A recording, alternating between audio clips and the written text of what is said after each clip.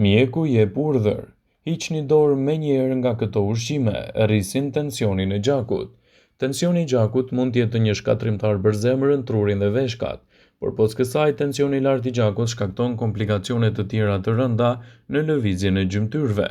Tensioni i lartë i gjakut trajtohet me medikamente, por së pari duhet të mësoni edhe për ushqimet që e rrisin dhe ndikojnë negativisht në nivelet tuaja të hipertensionit.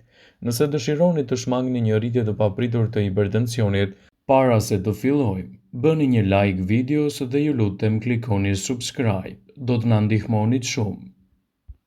Atëherë duhet të jeni dorë shtrënguar me kripën, të kryeni gjithashtu më shumë aktivitete të mira fizike dhe të ruani gjithashtu një formë më të mirë trupore. Në këtë video do ju sjellem një listë të detajuar të produkteve që ndihmojnë në shmangjen e rritjes së tensionit të gjakut dhe gjithashtu ato të cilat duhet t'i evitoni nga dieta juaj sipas Healthline. Por cilat janë vlerat të tensionit të gjakut? Njësia matëse e tensionit të gjakut duhet të jetë gjithmonë në standardin e duhur. Nëse tensioni i gjakut tregon në vlera 9/6 ose më pak, atëherë tensioni i gjakut konsiderohet tmerrësisht shumë i ulët. Në këto hapësira mund ta keni të vështirë edhe në aktivitetet tuaja. Nëse masni tensionin dhe vlerat të tij tregojnë mbi 9.6 me 12/8, atëherë tensioni i gjakut është i shëndetshëm dhe në nivele ideale. Nëse maci tregon në vlerat midis 12/8 dhe 14/9, atëherë tensioni i lartë i gjakut është më i lartë se normalja. Nëse ai tregon mbi 14/9, atëherë mund të jetë një rritje shumë e lartë të tensionit dhe duhet të kërkoni ndihmën e specializuar. Por sipas ekspertëve, për të mos shkaktuar këto rritje të tensionit të lartë të gjakut, duhet të jeni dorë shtrënguar edhe me një sër produktesh ushqyese. Sipas Healthline, këto janë ushqime të cilat ndikojnë negativisht në çështjet tuaja të hipertensionit. Mishi i kuq, sidomos ai me yndyrë të tepërt do të ndikojë negativisht në rritjen e presionit të gjakut. Mishi i kuq është i shijshëm por përmban gjithashtu nivele shumë të larta të kolesterolit dhe dëmton edhe shëndetin tuaj të zemrës dhe mund të shkaktojë një rritje të papritur të niveleve të tij. Nëse jeni një person që vuani nga këto komplikacione, tregoni dorë shtrënguar me konsumin e mishit të kuq, sidomos atij me yndyrë, sepse do të përmbajë nivele të larta të natriumit dhe kriprave të cilat ndikojnë në rritjen e problemeve të hipertensionit dhe krijimin e shqetësimeve të njëpasnjërshme të tij. Nëse jeni një person që vuani nga hipertensioni, tregoni të kujdesshëm me sasinë e mishit që shtoni në dietën tuaj. Picat e ngrira. Këto ushqime mund të tingëllojnë ideale për një darkë të shpejtë, por një porcion i kësaj pice përmban nga 1000 mg sodium. Prodhuesit e saj shtojnë në krip dhe substanca shtesë për ruajtjen e picës, duke arritur kështu edhe nivelin e hipertensionit, duke shkaktuar një rritje të papritur të niveleve të tij dhe përkeqësim më të madh të gjendjes suaj shëndetësore. Ekspertët shtojnë gjithashtu se salcat e paketuara të domates, të cilat blihen në market, përmbajnë sasi të tepërt të kripës dhe mund të shkaktojnë rritje të hipertensionit.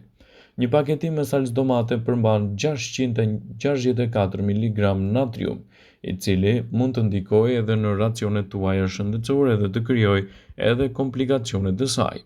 Një racion me makarona me salcë domate mund të përmbajë mbi 1300 mg krip, e cila është shumë e dëmshme në organizmin tuaj dhe shkakton gjithashtu edhe një rritje të papritur të niveleve të hipertensionit. Sipas të dhënave, edhe turshit e gatshme janë të dëmshme në organizmin tuaj. Një filxhan me lakra turshi të përgatitura mund të përmbajë 300 deri në 900 mg krip. Ekspertët tregojnë se nëse jeni adhurues i turshive, sigurohuni t'i konsumoni ato të cilat i përgatisni vetë në kushte shtëpie.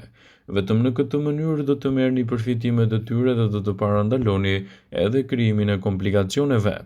Vetëm sigurohuni të bëni përzgjedhjen e duhur ushqyese në dobi të shëndetit dhe të lehtësoni gjithashtu edhe komplikacionet e tij.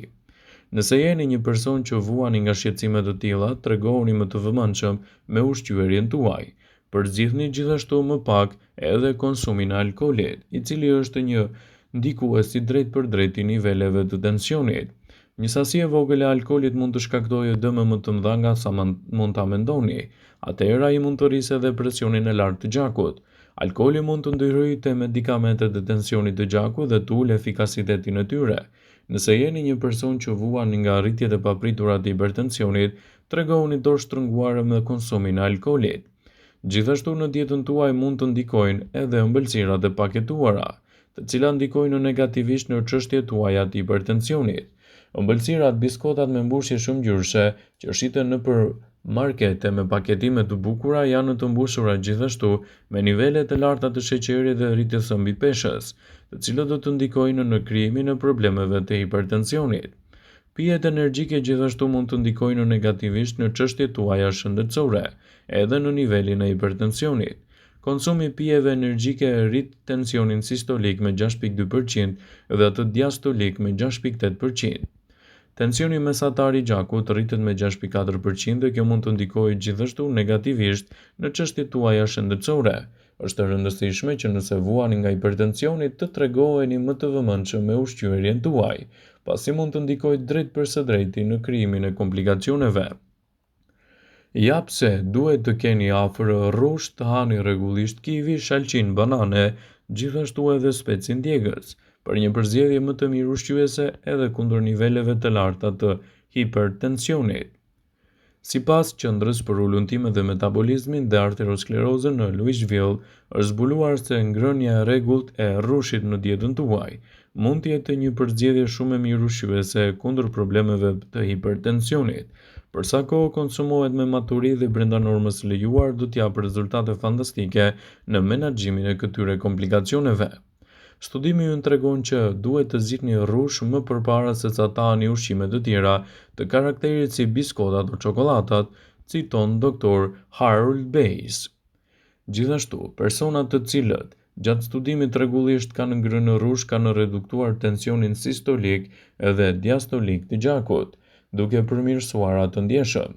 Sipas ekspertëve, këto janë ushqimet më të mira që mund të shtoni në dietën tuaj për një menaxhim më të mirë të problemeve të hipertensionit. Në dietën tuaj nuk duhet të mungojë kivi. Nëse konsumoni 3 kivi në ditë do të ulët tensionin e gjakut. Shkencëtarët kanë zbuluar se personat të cilët kanë ngrënë kivi kanë pasur tension sistolik më të ulët të gjakut se ata të cilët kanë ngrënë moll në ullëtime të njëjta. Dihet që kivi është e pasur me lutein, çka do të thotë që ka veçori të mira antioksiduese për organizmin. Bananet. Studimi publikuar në vitin 2005 në revistën Hipertension ka vërtetuar që shumë më mirë është të ulin tensionin e gjakut me ndihmën e ushqimeve që përmbajnë kalium sesa vetëm me shtesa të kaliumit. Shkencëtarët nga Fakulteti i Mjekësisë City George Medical në Londër kanë zbuluar se njerëzit të cilët kanë konsumuar citrat të kaliumit i cili është në mënyrë natyrale që gjendet te ushqimet, kanë pasur efekte të njëjta të uljes së tensionit si dhe te personat që kanë konsumuar florur sodiumi, i cili është në dispozicion vetëm në formën e shtesave, citojnë ekspertët. Shalqini. Shalqini nuk është i vetmi produkt që duhet të shtohet në dietën tuaj, por përmban materie të rëndësishme ushqyese duke përfshirë fibra, likopen, vitaminën A dhe kalium. Një lloj aminoacidit që përmban shalqini ka efekte në uljen e tensionit, citon studimi i Universitetit të Floridas. Patatja ngjyrë vjollc ose e njohur si patatja e ëmbël. Studimi i prezantuar vitin e kaluar në takimin e Shoqërisë Amerikane të Kimistëve tregoi se kjo perime me rrënjë me një ngjyrë vjollc ul tensionin e gjakut. Ullëtimi ka përfshirë 18 njerëz me tension të lartë të gjakut, të cilët një muaj kanë ngrënë 6 deri në 8 patate ngjyrë vjollc 2 herë në ditë. Ata kanë pasur ulje të tensionit sistolik dhe diastolik deri në përfundim të periudhës vëzhguese. Çokolata. Çokolata është e lidhur me indeksin e ulët të masës trupore, ndërsa kjo gjithmonë mund të jetë e dobishme për personat me tension të lartë të gjakut. Flavonolet që gjenden te çokolata ndihmojnë në zgjerimin e enëve të gjakut, çka mund të ulë edhe tensionin e gjakut. Flavonolet rrisin krijimin e oksidit nitrik endotelik, i cili ndihmon në zgjerimin e enëve të gjakut dhe kështu mund të ulë tensionin e gjakut, citon autorja e studimit Dr. Karen Reid në Universitetin Adelaides. Ekzistojnë gjithashtu rezultate se duhet të tregoheni të kujdesshëm me konsumin e produkteve. Duhet të bazoni dietën tuaj në mënyrë individuale dhe të përshtatet vetëm në rastin tuaj, në mënyrë që të mbani më në rregull problemin e hipertensionit dhe ta keni më nën kontroll shëndetin tuaj. Vëmendje. Ju bëjmë dije se informacionet në këtë video kanë për qëllim që të plotësojnë, të mos zëvendësojnë këshillat e mjekut tuaj ose ato të ofruesit të kujdesit tuaj shëndetësor, dhe nuk kanë për qëllim që të mbulojnë të gjitha përdorimet e mundshme, masat paraprake, ndërveprimet ose dhe efektet e tyre negative për shëndetin tuaj. Pasi ta dëgjonit këtë video, do ju ftoja t'i bënit like dhe ta shpërndanit atë në profilin tuaj në mënyrë që të informohen dhe miqtë e tu.